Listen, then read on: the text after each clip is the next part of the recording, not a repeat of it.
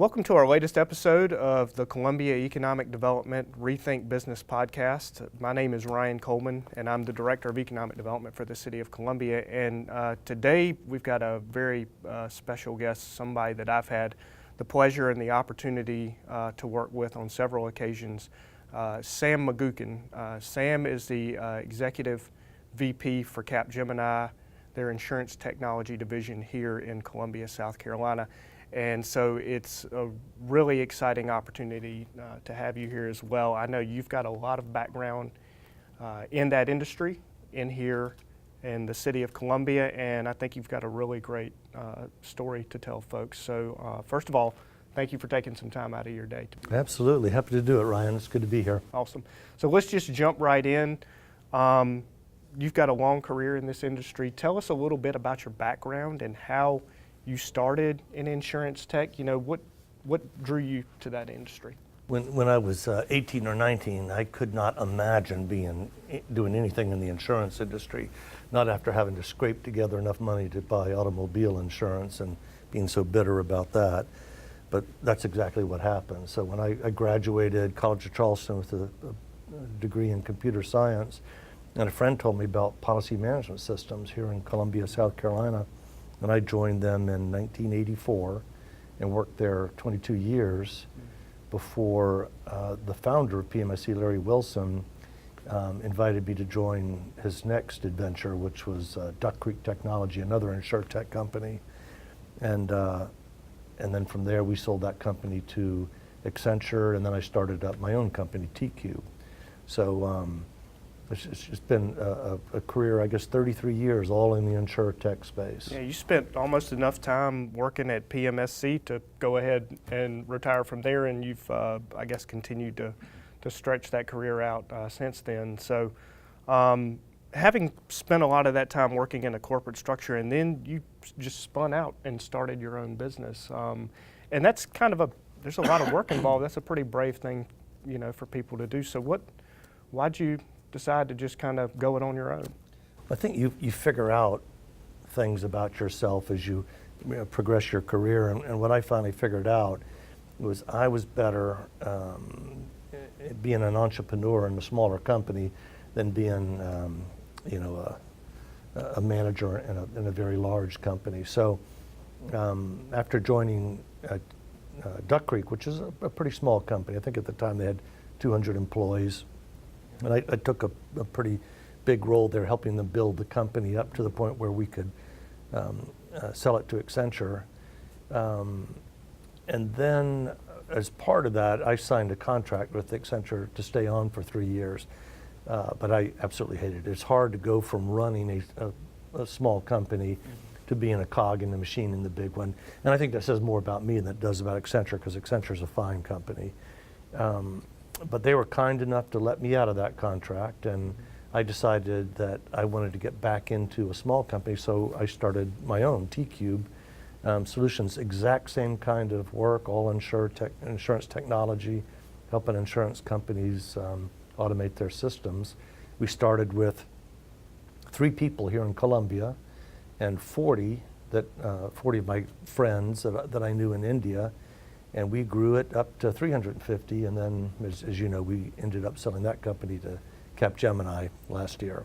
Yep, you've been incredibly successful with that. But entrepreneurship is not for the faint of heart. I mean, you're really jumping into the deep end of the pool with that, and certainly throughout your time running TCube, you know, you probably had many challenges that you faced growing that. And we work with a lot of entrepreneurs here in our office, so we see that as well. What are some of the big challenges that you encountered as you scaled up your business? Well, the first thing I would say is that we were very fortunate in that we got involved in the USC Business Incubator program. And I think there were some surprises along the way that we needed to deal with, and any entrepreneur will laugh when they hear me describe the learning process I went through. You think, job one is to go out and sell your business and grow it. But there's jobs 2 through 99 that have to get done. Payroll, rent, facilities. Yeah, all the fun stuff. All the boring stuff. And so it was quite challenging. It's a big distraction to growing your business if you're worried about buying office furniture and copiers and finding an accountant and getting some lawyers and dealing with payroll companies and all that sort of stuff that's got to get done. And so that was a big challenge early on, and we wisely outsourced that for the most part. We found a great accountant in Volknight, Petrus Stormer. Yeah, Tom Petrus. Yeah. Tom Petrus's organization. Shout out to him. He's a great guy that does a lot of work with a lot of local entrepreneurs and has been very helpful in that space. He's awesome. And Tom volunteers down at the incubator, which is how we met him. So he does volunteer work for small startup companies that are struggling.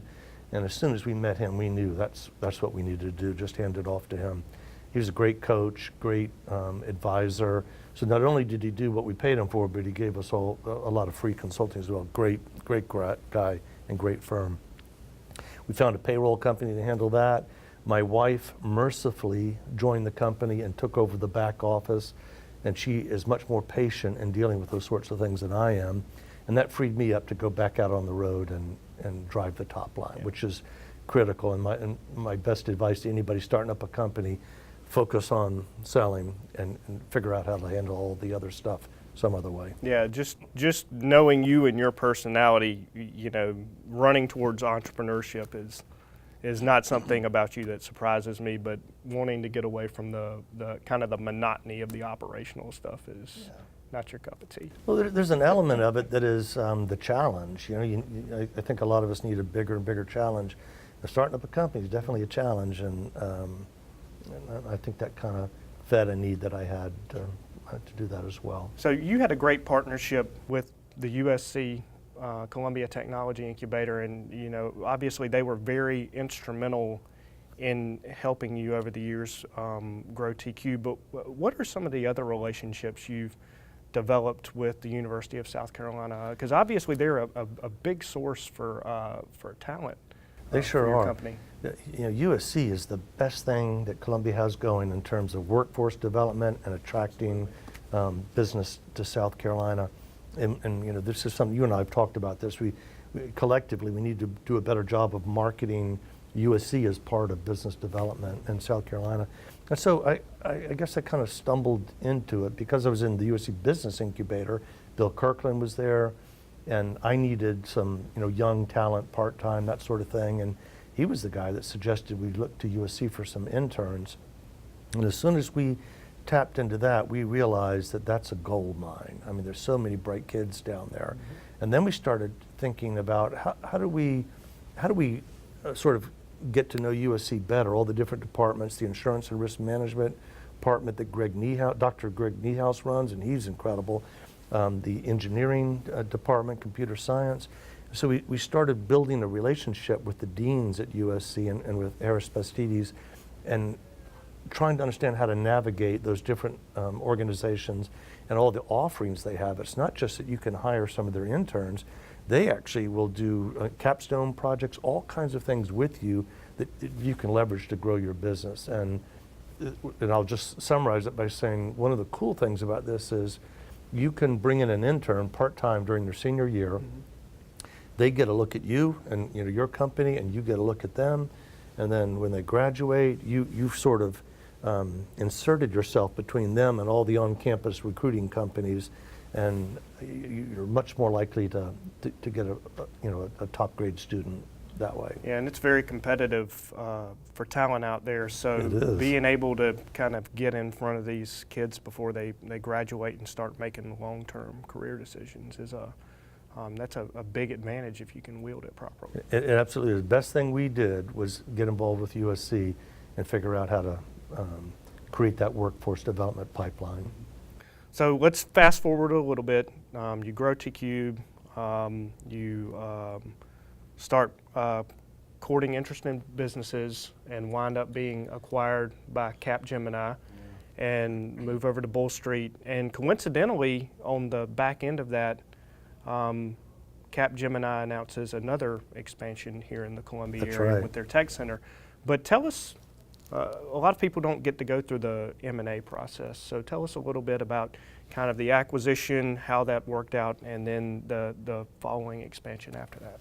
And I think just that last part is the most important. But I will tell you honestly, we did not expect to get acquired when we started the company. We thought it would be a small, adventure, and maybe we would exit by selling to the younger managers and moving on. But that was not the case. 2 years in, we attracted a lot of attention. We never used a business broker. We never went looking for an acquisition. They came to us. And 14 different companies approached us with expressions of interest. Without boring you with why, it's just that we did one thing, one very specific thing, kind of like a boutique, and we were incredible at it. I mean, no false modesty. We were the best in the industry at this one thing, which attracted these very big companies that do a lot of things. And by acquiring us, it got them inside of some of the big insurance companies in the United States or around the world. And once they're in, they can offer all those other things. So it's a great way for them to get into a large insurance company and then offer their other services. So it was only a matter of time before we were in a position to sell the company. Mm-hmm. The M&A process, I think, is what you would expect. There's a lot of back and forth, a lot of time with lawyers and that sort of thing. Yeah. But what was really interesting to me is, as we went through that process, Capgemini, who was the company we finally decided to go with, they discovered Columbia, South Carolina. They're a huge multi-billion-dollar company. They were initially interested in the one thing we do for the insurance industry, but after they saw how we leveraged the University of South Carolina, after they saw how the city, the state, and the county support us with economic incentives, after they saw our relationship with local government, you, Steve Benjamin, they got really excited about expanding their footprint here in Columbia.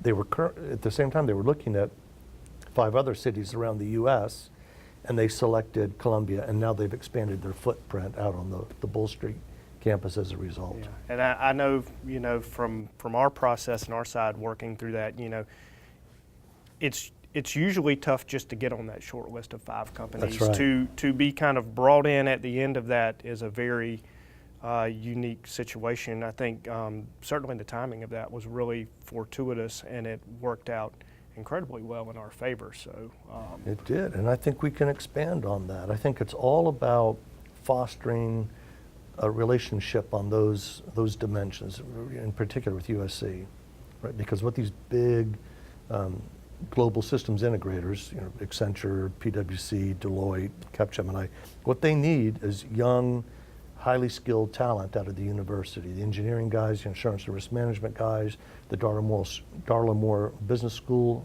guys, they need that talent, and it's all about fostering a relationship with USC so you can get access to the best talent. And then convincing that talent to stay here in Columbia. That's true. Got to keep more of those bright young kids here, and the university's a big magnet for people who aren't from this state. So we bring them in. We just have to continue to capture them and keep them here local. And for the ones that want to, young people, I think, typically want to get out and see the world. You join a company like Capgemini, you're going to see the world because they're in 44 countries. They want you, many of the people that they hire, they want you to be on the road, maybe relocating to London, New York, California, wherever. They'll put you all over the place because they do business all throughout the world. So you can stay in Columbia and work for them, or you can join Cap and see the world. Sure. Let's talk a little bit about your space at the First Base building, because a lot of folks that we have conversations with that have had the opportunity to see the 3rd floor are just really impressed with the open floor plan, the layouts, the electric rising desk. You've got a lot of very innovative stuff over there, and that certainly helps y'all attract that creative class, millennial level of talent that y'all are looking for. So, what was your decision, to do the space as uniquely as you did? Well, as interesting as the incubator property was, we really needed something that was a little bit more open and modern looking.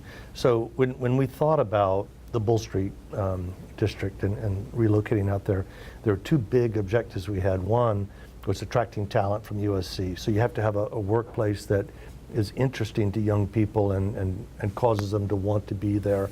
And the second thing is we wanted to showcase for customers, because we bring customers to Columbia from all over the world, and what they're looking for is evidence of innovation and high tech and a really cool campus. And so the ballpark, not only, first of all, it's a beautiful building, beautiful furniture and set up inside, but then you have the whole Bull Street campus, the ball field, the concerts, that sort of thing.